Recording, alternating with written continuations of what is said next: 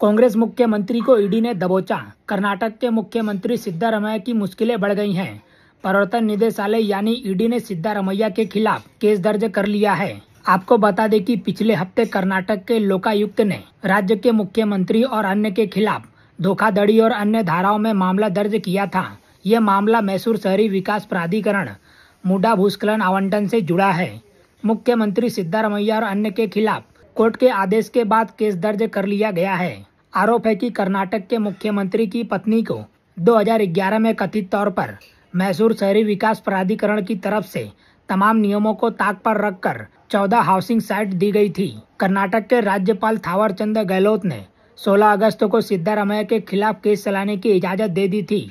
इसके बाद मुख्यमंत्री की तरफ से राज्यपाल के आदेश को हाई कोर्ट ने भी राज्यपाल के आदेश को बरकरार रखते हुए सिद्धारमैया की याचिका खारिज कर दी थी। ईडी ने सिद्धारमैया के खिलाफ ICIR में मामला दर्ज करने के लिए धन मनी लॉन्ड्रिंग अधिनियम PMLA की धाराओं को लागू किया है, जो पुलिस FIR के बराबर है। प्रक्रिया के अनुसार ईडी को जांच के दौरान आरोपियों को पूछताछ के लिए बुलाने और यहां तक कि उनकी संपत्ति जब्त करने का अधिकार भी है। 76 वर्षीय सिद्धारमैया ने पिछले सप्ताह कहा था कि उन्हें मुद्दा मुद्दे में निशाना बनाया जा रहा है क्योंकि विपक्ष उनसे डरा हुआ है, और उन्होंने कहा कि यह उनके खिलाफ पहला ऐसा राजनीतिक मामला है। उन्होंने यह भी दोहराया है कि मामले में उनके खिलाफ जांच के लिए अदालत के आदेश के बाद वह इस्तीफा नहीं देंगे क्योंकि उन्होंने कोई गलत काम नहीं किया है।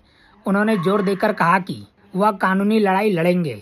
वहीं आपको बता दें कि जब सरकार किसी जमीन का अधिग्रहण करती है तो मुआवजे के तौर पर दूसरी जगह जमीन देती है। पूरा कथित मुडा स्कीम भी इसी से जुड़ा है।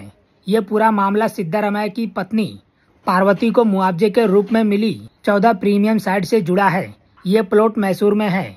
आरोप है कि सिद्धारमैया और उनकी पत्नी पार्वती ने मुड्डा से गैर कानूनी तरीके से जमीन ली। दावा है कि इसमें 4000 करोड़ रुपए का घोटाला हुआ है। जिस जमीन की यहाँ बात हो रही है वो मैसूर गांव की 13.16 एकड़ का प्लॉट है। साल 2005 में इस जमीन को सिद्धारमैया के बहनोई मल्लिका अर्जुन स्वामी को ट्रांसफर कर दिया गया था। दावा है कि मल्लिका अर्जुन स्वामी ने 2004 में सरकारी अफसरों और जाली दस्तावेजों की मदद से इस जमीन को अवैध रूप से अपने नाम करवा लिया था। ऐसा दावा है कि मल्लिका अर्जुन ने वो जमीन 2010 में सिद्धारमैया की पत्नी पार्वती को तोहफे में दे दी थी।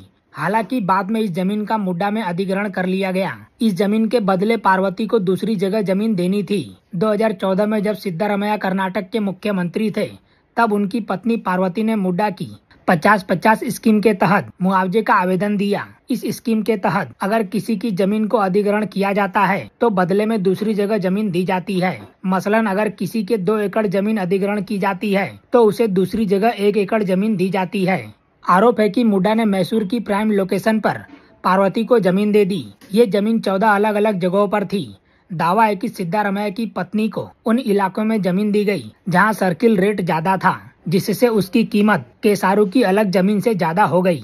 ये मामला तब सामने आया जब मंजूनाथ स्वामी नाम के एक व्यक्ति ने मैसूर के डिप्टी कमिश्नर को चिट्ठी लिखकर केसारू गांव की उस जमीन को अपनी पैतृक संपत्ति बताया। स्वामी ने दावा किया कि उनके चाचा देवराज ने धोखे से उस जमीन पर कब्जा कर लिया और बाद में सिद्धारमैया के बहनोई मल्लिका अर्जुन को बेच दिया। फिलहाल इस खबर में इतना ही। बाकी अपडेट के लिए बने रहिए लाइव टीवी न्यूज के साथ।